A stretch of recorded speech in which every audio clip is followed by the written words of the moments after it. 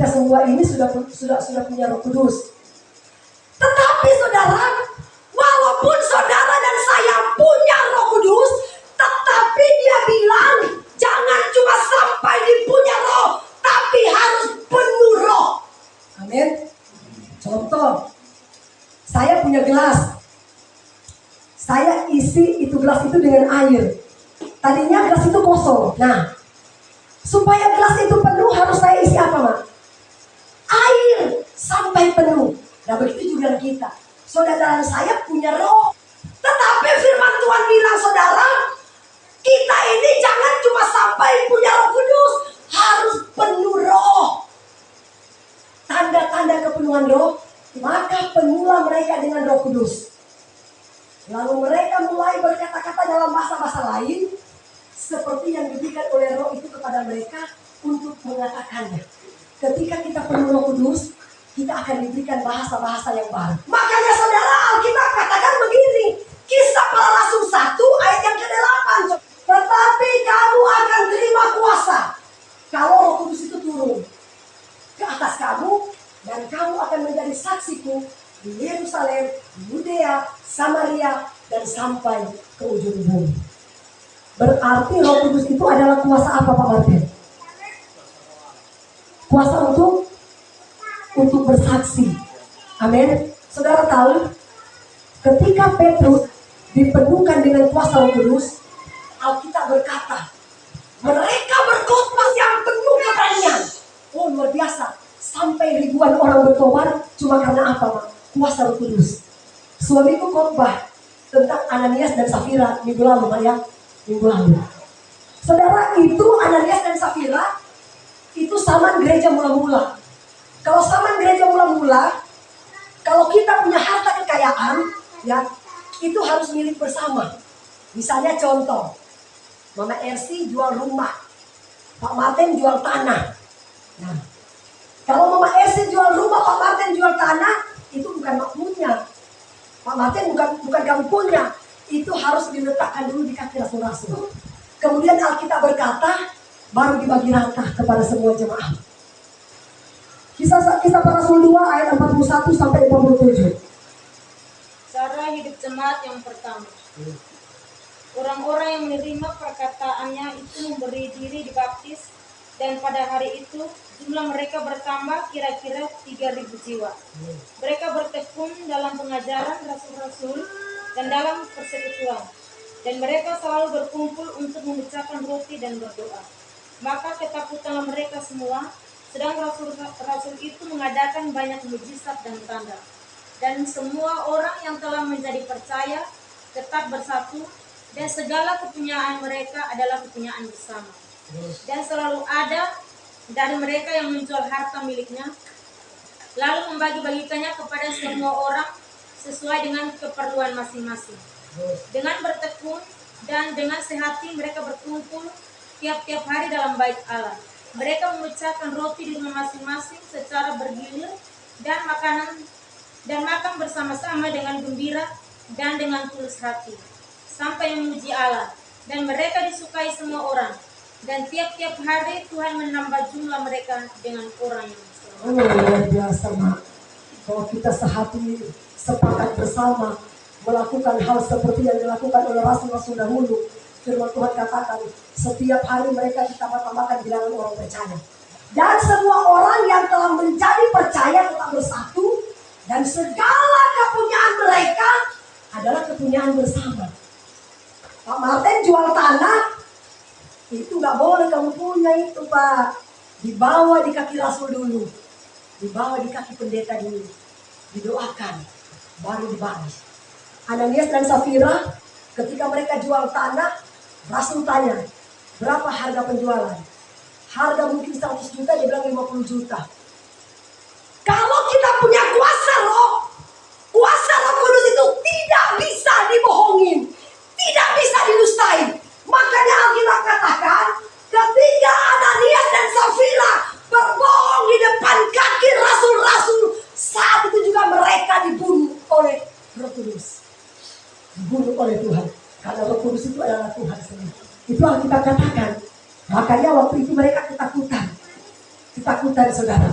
Gara-gara apa? Mereka tidak boleh berbohong.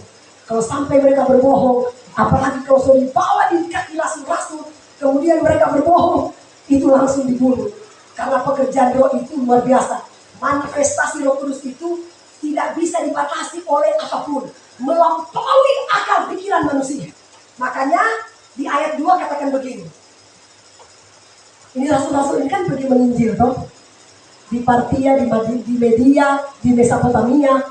Tiba-tiba mereka bilang begini, loh, ini rasul-rasul ini kan orang Galilea. Tapi kenapa mereka itu kok bisa berbahasa seperti bahasa kita sendiri? Nah itu contoh. Maersi Tuhan akan utus berkota di Amerika. Ini contoh, ini manifestasi Roh Kudus, ya. Atau Pak Martin, Tuhan utus kau berkota di Cina. Pak Martin memang waktu berkota pakai bahasa Indonesia. Kita kan orang Indonesia. Seperti rasul-rasul ini kan mereka berkota selain pakai bahasa Galilea. Tapi orang Amerika itu ketika mau berkota mereka mendengar mau berkota bahasa Amerika. Pak Martin berkota bahasa Cina. Itulah manifestasi Roh Kudus. Makanya coba saya tampilkan ini.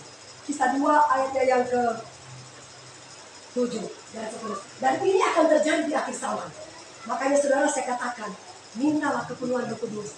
Jangan cuma sampai kita punya roh, tapi Tuhan penuhkan roh kita dengan Roh Kudus, supaya kita diberikan karunia-karunia Roh Kudus. Amin. Mereka semua tercengang-cengang dan heran lalu berkata, bukankah mereka semua yang berkata-kata itu orang Galilea? Terus, bagaimana mungkin kita masing-masing mendengar mereka berkata-kata dalam bahasa kita sendiri, yaitu bahasa yang kita pakai di negeri asal kita.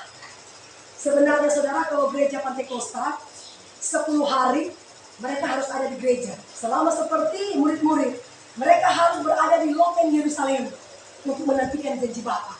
Ternyata setelah hari ke-10 pencurahan Roh Kudus, ternyata janji Tuhan digenapi. Saat itu juga dicurahkan. Saudara, indah kalau kita punya Roh Kudus. Kalau firman Tuhan katakan tanpa Roh Kudus kita nggak mampu hidup dalam kebenaran. Betul, ya. Karena Alkitab yang katakan hanya Roh Kuduslah yang akan menginsafkan manusia akan dosa. Kalau kita sudah punya Roh Kudus, Dia akan berikan kita batin yang baru, hati yang baru.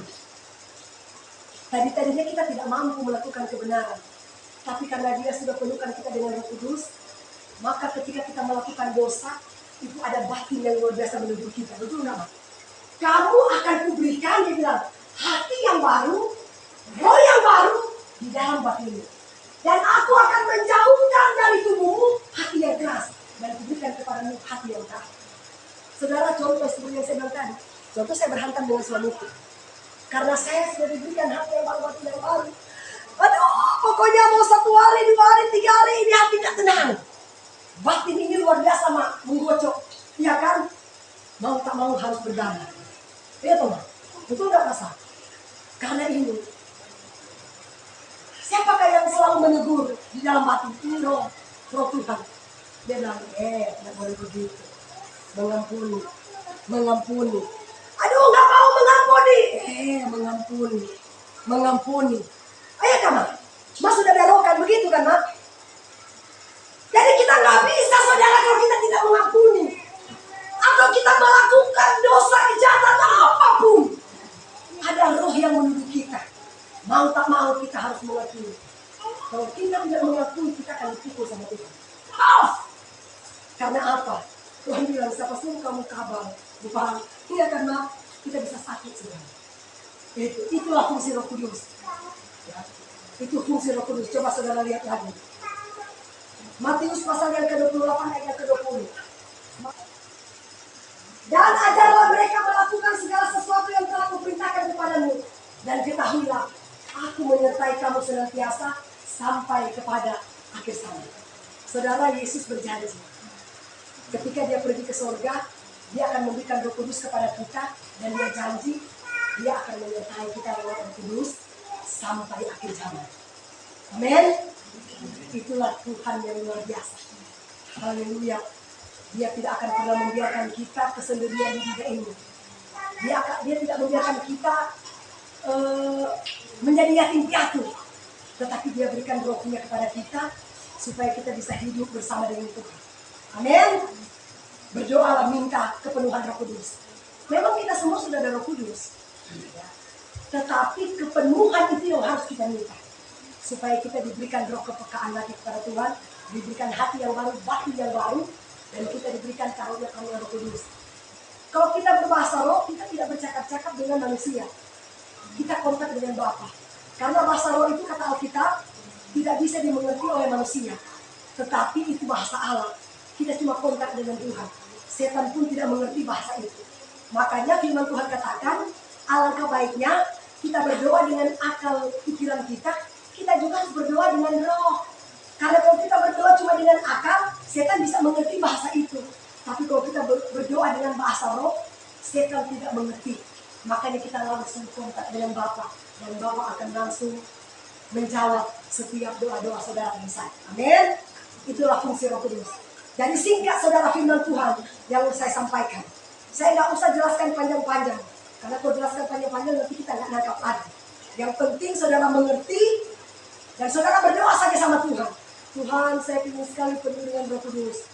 Tuhan, saya ingin sekali penuh dengan Roh Kudus.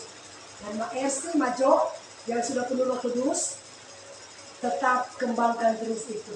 Tetap menyembah Bapa dalam roh dan kebenaran, supaya itu tidak padam. Makanya dia bilang, jangan padamkan roh, biarlah roh itu menyala-nyala dalam hidup kita. Amin. Tuhan berkati kita semua.